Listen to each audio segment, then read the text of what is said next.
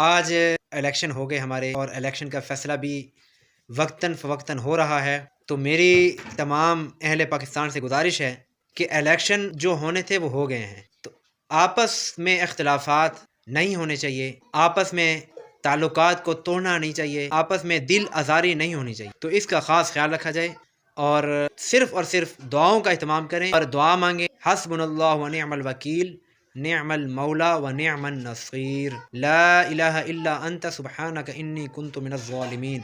और नवाफिल का एहतमाम करें कि अल्लाह रब्बुल इज़्ज़त हमारे मुल्क के पाकिस्तान के लिए अच्छा हुक्मरान, नेक हुक्मरान, जो पाकिस्तान के लिए, अहले इस्लाम के लिए बेहतर हो, उसको मुंतखब फरमाए। इसके लिए हमें दुआएं करना चाहिए और ना कि शैतान को खुश करना चाहिए और आपस में इख्तलाफ और लड़ाई झगड़े पैदा करके अपने ही मुल्क को बदनाम कर रहे हैं और अपने ही आखिरत ख़राब कर रहे हैं।